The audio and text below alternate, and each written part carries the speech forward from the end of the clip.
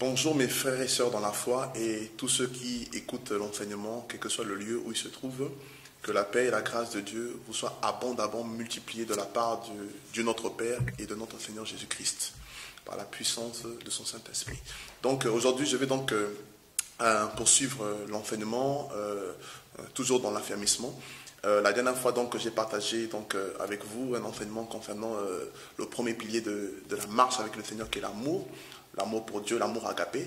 Et donc, j'avais dit que c'était le premier pilier parce que Paul nous dit dans 1 Corinthiens, chapitre 13, verset 13, maintenant donc ces trois choses demeurent, la foi, l'espérance, l'amour. Et la plus grande, c'est l'amour. Voilà pourquoi j'avais commencé par l'amour. Et je veux tout simplement rappeler que, en ce qui concerne le commandement, tu aimeras le Seigneur ton Dieu de tout ton cœur, de toute ton âme, de toute ta pensée. Dieu veut que nous arrivons à vivre ce commandement parfaitement parce que l'appliquer c'est parfait. Et voilà pourquoi personne aussi ne peut dire qu'il aime le Seigneur parfaitement. Voilà pourquoi l'amour pour le Seigneur, c'est tout un travail que Dieu va faire tout le long de marche de notre vie. Voilà pourquoi ne vous découragez pas, ce n'est pas facile. Mais si nous voulons réellement obéir à ce commandement, Dieu nous donnera la puissance et la grâce de pouvoir réellement le pratiquer et de vivre l'adoration qui est de l'aimer et d'aimer son prochain. Donc aujourd'hui on va aborder donc le deuxième pilier de la marche chrétienne qui est la foi. Donc c'est le deuxième. On va lire Hébreux chapitre 11 verset 1. Or la foi présente les choses qu'on espère et elle est une démonstration de celles qu'on ne voit pas. Donc ça c'est la définition selon l'auteur aux Hébreux de la foi, est une ferme assurance des choses qu'on espère et une démonstration de celles qu'on ne voit pas. Qu'est-ce que ça veut dire? Que la foi c'est avant tout une prise de position, un état d'esprit à l'égard de quoi? À l'égard de la parole.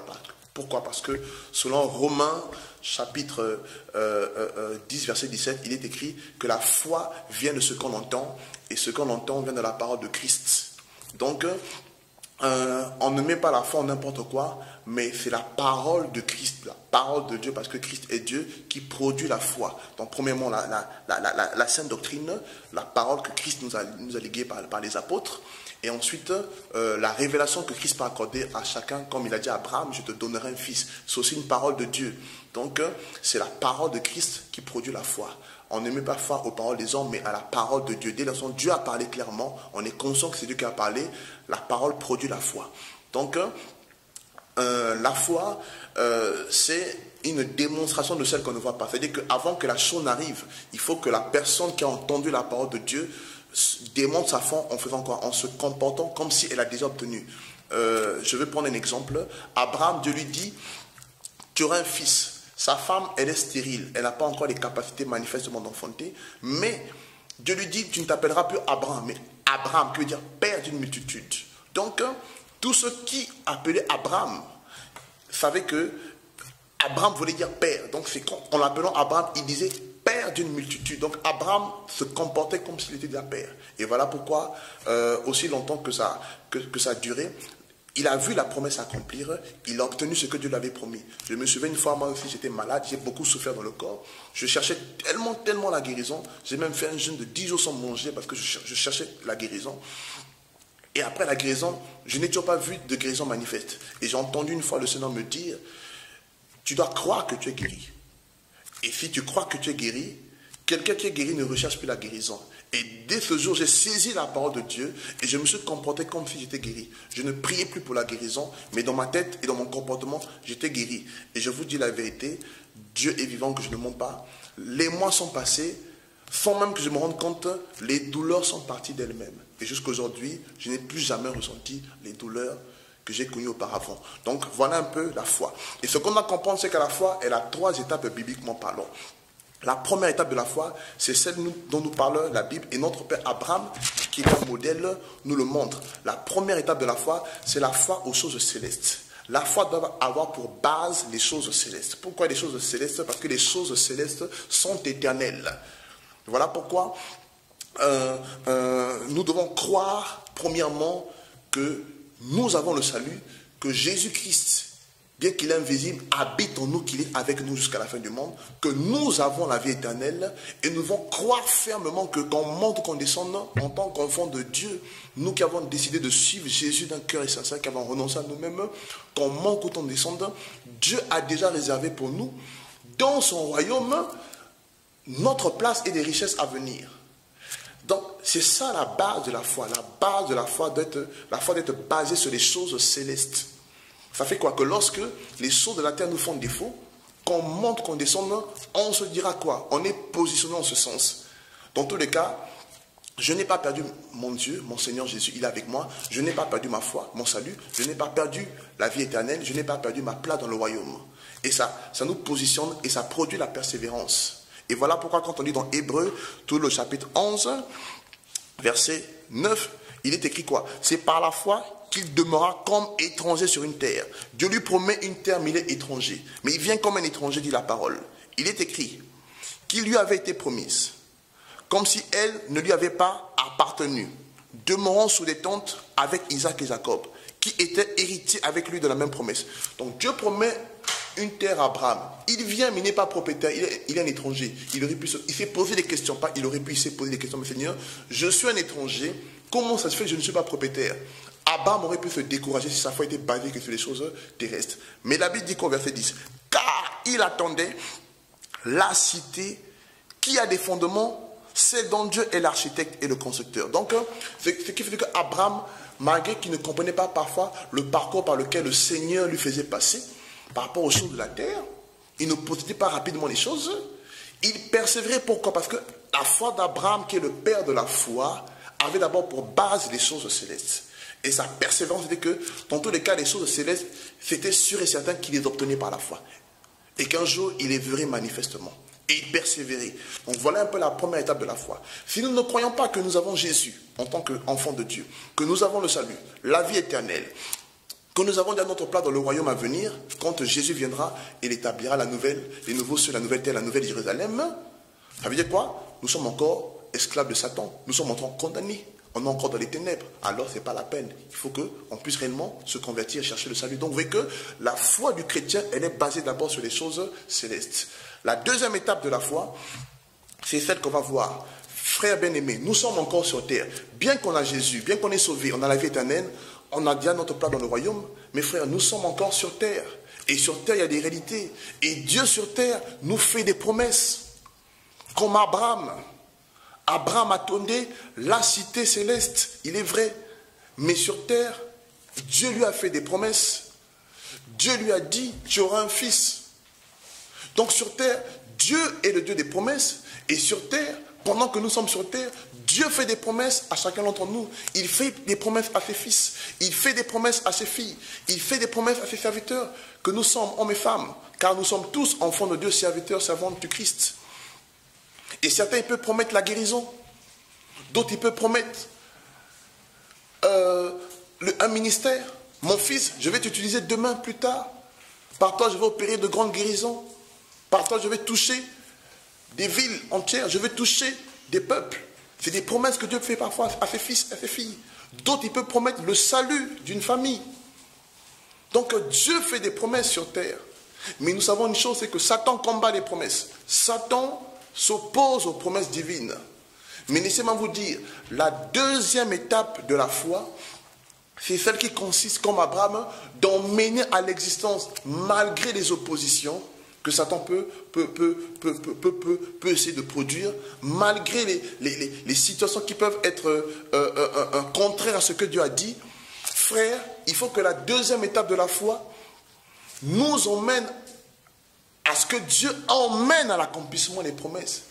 Qu'on monte ou qu'on descende avant qu'on meure, ce que Dieu a réellement dit. Si c'est Dieu qui a parlé, nous devons croire qu'il va les accomplir. Regardez l'exemple de Sarah. Sarah avait toutes les raisons de ne pas y croire, comme dit la parole. Et pour démontrer qu'Abraham, bien qu'il croyait aux choses célestes, la barre de sa voix était basée sur la cité céleste. Mais Abraham, ayant reçu les promesses sur terre, il s'est dit, bien que je croie en la nouvelle Jérusalem, mais avant de mourir, il faut que je voie la promesse de Dieu s'accomplir. Abraham ne s'est pas découragé. Beaucoup de chrétiens, sous prétexte qu'ils savent qu'ils iront dans le royaume, ils iront dans la gloire, veulent se résigner par rapport aux promesses que Dieu leur a faites. Mais on oublie que les promesses de Dieu, lorsque Dieu les accomplit, ça permet à Dieu de manifester sa gloire. Parce que son nom soit glorifié. Et que ça témoigne de sa grandeur. Et ça donne de l'espoir à ceux qui vivent des combats. Des combats par rapport à la guérison. par rapport aux doutes concernant le salut de leur famille. Quand ils entendent que j'ai prié, Dieu m'avait promis le salut de ma famille. Il y a eu des combats, il y a eu des oppositions, mais j'ai vu le réveil de ma famille. Quand un homme qui vit les mêmes espoirs entend un tel témoignage, mais ça lui donne de l'espoir et de croire, continuer à croire à ce Dieu vivant qui continue à sauver. Quelqu'un qui était malade, qui dit Dieu m'a promis la guérison, c'était dur, mais j'ai fini par voir la guérison. Mais ça, un témoignage ouvre le cœur à quelqu'un qui est malade. S'il entend, ça lui donne de l'espoir, de croire aussi en ce même Dieu. Le témoignage de Dieu est important. Et voilà pourquoi, quand nous lisons la Bible, dans le livre de Hébreux chapitre 11, verset 11, par la foi aussi Sarah reçut la force de concevoir un enfant. Et elle donna hors d'âge parce qu'elle crut, parce qu'elle fut persuadée que celui qui lui avait fait la promesse était fidèle.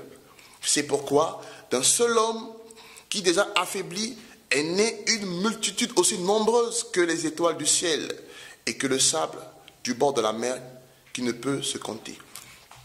Abraham et Sarah, ils avaient toutes les raisons de se décourager pour dire, dans tous les cas, nous sommes vieux. Ménopause avancée. Humainement, c'est impossible de retrouver sa jeunesse. 99 ans, imaginez-vous un peu. Mettez-vous un peu à la place d'Abraham. Mais ils avaient toutes les raisons de se dire. Dans tous les cas, même si je ne vois pas la promesse, je suis vieux, ma femme est vieille. Le plus important, c'est que je retrouve mon Dieu après la mort. Je retrouve la gloire, je retrouve le royaume, je retrouve la cité céleste, je retrouve la nouvelle Jérusalem. Il aurait pu se dire ça. Mais malgré le fait qu'il avait foi, qu'après son départ sur terre, il allait retrouver le Seigneur de gloire, il s'est dit, Dieu m'a dit avant de mourir, il faut que je voie la promesse. Dieu honorait sa foi. C'est pourquoi, comme il est écrit, un homme atteint par la mort de corps naquit une postérité nombreuse comme celle des étoiles de la terre. Vous voyez un peu comment parle le langage des hommes et de foi. Ils croient en la nouvelle Jérusalem. Ils croient en l'entrée dans la gloire. Mais ils se disent, avant de mourir, ce que Dieu m'a dit, je dois voir. Et Dieu honore de tels hommes et de telles femmes. Sarah, il lui a redonné sa jeunesse, elle a enfanté. On dit, malgré son âge avancé. Donc l'âge avancé était un obstacle. Il dit, malgré, elle fut rendue capable. Et la Bible précise, pas parce que Dieu a dit. Beaucoup pensent, comme Dieu a dit, il va faire. Non, Dieu a dit à condition que tu crois. Les promesses que Dieu nous fait sont conditionnelles. Seules les promesses concernant Jésus-Christ de Nazareth sont inconditionnelles. Ça veut dire quoi? Tout ce qui est écrit de Christ, comme promesses, vont s'accomplir. Dieu n'a pas besoin de ta foi, il va les accomplir. Dieu avait prophétisé que Christ allait venir, mourir à la croix, il accomplit. Qu'il allait ressusciter, il accomplit. Rentrer dans la gloire, il accomplit. Donc les prophéties selon lesquelles Jésus-Christ reviendra pour établir son royaume, juger les vivants et les morts, vont s'accomplir. Mais les prophéties concernant ta vie, Dieu a besoin de ta foi. Si tu doutes, Jacques le dit, qu'un tel homme qui doute ne s'imagine pas qu'il refera quelque chose de la part du Seigneur. C'est Jacques chapitre 1. Jacques chapitre 1, à partir du verset 3. Sachant que l'épreuve de votre foi produit la patience, mais il faut que la patience accomplisse parfaitement son œuvre, afin que vous soyez parfaits et accomplis, en sorte qu'il ne vous manque rien. Et si quelqu'un de vous manque de sagesse, qu'il la demande à Dieu, qu'il la donne en toute libéralité et sans reproche, et elle lui sera donnée. Mais si quelqu'un la demande avec foi, ne doute point nullement, car celui qui doute est semblable au flot de la mer, agité et poussé ça et là par le vent. Donc vous voyez qu'il précise qu'un tel homme ne s'imagine pas qu'il recevra quelque chose du Seigneur. Donc le doute empêche Dieu de t'accorder ce qu'il a promis. Donc voilà un peu la deuxième étape de la foi. Première étape, on va récapituler, c'est croire que Jésus-Christ, que nous avons Jésus, donc des choses, une fois basées sur les choses célestes, croire que nous avons Jésus avec nous, le salut, la vie éternelle et notre place dans le royaume, ce qui nous permet d'avancer quand les choses de la terre nous font défaut. On est consolé parce qu'on se dit qu'on n'a pas perdu Jésus, on n'a pas perdu la vie éternelle, on n'a pas perdu le salut. Et se battre pour que tout ce que Dieu dit sur nos vies, individuellement ou collectivement, que nous croyons que Dieu a le pouvoir de l'accomplir. Et c'est important. La dernière étape de la foi, c'est la foi de Job. Parfois, en tant qu'enfant de Dieu, des événements peuvent s'abattre sur nous. C'est que les problèmes, on ne les choisit pas. on ne choisit pas. Parfois, des événements peuvent venir, on ne sait pas pourquoi. Ça nous tombe dessus. Et c'est là. On va prier, on a l'impression qu'on n'arrive pas à sortir du problème. On va essayer par nous-mêmes, on n'arrive toujours pas à sortir du problème. On va parler à Dieu, on a l'impression que Dieu ne nous parle pas. C'est le désert total. Et c'est là. Job, Dieu ne lui a pas parlé pendant son épreuve. Ce n'est qu'à la fin. Et encore, quand Dieu lui parle, Dieu ne lui dit même pas pourquoi il est passé par là. Dieu parle plutôt de sa grandeur. Donc vous voyez que Dieu parfois éprouve la foi. À ce moment-là, c'est là que beaucoup malheureusement des chrétiens se découragent. Ils pensent que Dieu les a abandonnés. Or, il ne faut pas se décourager. Et comment on parle? La troisième étape de la foi. Dans tous les cas, j'ai donné ma vie au Créateur. J'ai donné ma vie à Dieu. Donc, il savait à l'avance que j'allais passer par cette épreuve. Le monde et le destin de l'homme est entre ses mains. Tout est entre ses mains. Donc, cette situation-là et ma vie sont entre ses mains. Ça veut dire quoi? Comme il est mon Père et tout lui appartient, même s'il ne me répond pas, au moins il m'a entendu. Dieu n'est pas obligé de te dire sa stratégie. Parfois, il va te faire une promesse claire pour que tu mettes ta foi sur la barre de la promesse. Mais parfois, Dieu n'est pas obligé de te dire sa stratégie. Mais même lorsqu'il ne te parle pas de sa stratégie, tu lui fais confiance. Parce que dans l'invisible, il travaille. Et c'est se dire, dans tous les cas, même si moi, je n'arrive pas à sortir de la situation, même si Dieu ne me parle pas, il ne me répond pas, il m'entend et je lui fais confiance quand même. Je ne sais pas comment il va faire, mais je fais confiance à sa stratégie dont je suis moi-même ignorant. À ce moment-là, je lui fais confiance et j'ai la paix. Même si la situation elle est là, je la domine en moi-même parce que je sais que qu'on monte ou qu'on descende, cette situation, parce que je suis son fils, je suis sa fille, elle va tourner, je ne sais pas comment, mais à mon avantage, pour la gloire de son nom. Donc j'ai l'assurance qu'on monte, qu'on descende, je ne sais pas comment, et quand aussi longtemps que ça durera, peut-être bientôt, cette situation qui me fait souffrir, elle va tourner à mon avantage. Je ne sais pas à quel avantage, mais je sais qu'il y a un avantage pour la gloire de son nom. Comme David pouvait dire, je peux faire tomber entre tes mains, parce que je sais que ta colère se termine toujours par une faveur. Quelle faveur, je ne sais pas, mais il y a l'assurance qu'il y a une faveur qui arrive. Et du coup, la situation elle est là, mais tu la domines en toi-même et tu as la paix. Aussi longtemps qu'elle va durer, tu as la paix. Et tu te concentres sur ce que tu peux faire. Et c'est comme ça que tôt ou tard, tu finis par voir comment la victoire vient. Et voilà pourquoi Job a pu dire, je sais, je ne sais pas comment, mais mon Rédempteur se lèvera le dernier.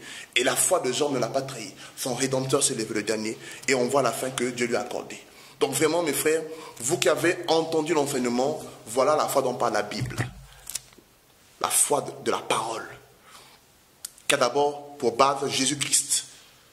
Les choses célestes éternelles. Et ensuite, comme nous sommes sur terre, elle est basée aussi en Dieu sur les réalités terrestres. Qui est notre parcours. Notamment les promesses, on doit y croire quand Dieu les fait. Mais aussi quand on ne comprend pas le langage de Dieu, les voies de Dieu, il dit, ces voies sont insondables. Donc on n'est pas obligé de tout sonder, de tout maîtriser. Mais même lorsqu'on ne maîtrise pas ces voies insondables, on sait que ces voies nous conduisent à une victoire, à la gloire, au salut. On lui fait confiance, on a la paix. Et on se laisse diriger par le Seigneur dans ces voies insondables, frères. Et la fin nous révèle le dessein et la victoire du Dieu suprême. Que le Seigneur vous bénisse, vous qui avez entendu le message. Je vais prier. Seigneur, je te bénis pour ceux qui ont écouté le message. Que ta parole transforme encore leur vie, augmente la puissance de leur vie de foi. Et que vraiment tu puisses encore affermir leur foi.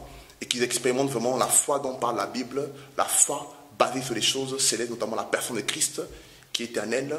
Une foi basée sur la parole, les promesses, les révélations, le réma du Seigneur. Et une fois basée en Dieu, dans sa grandeur, dans sa souveraineté, quel que soit le combat, quelle que soit l'adversité. Merci. Que Dieu vous bénisse.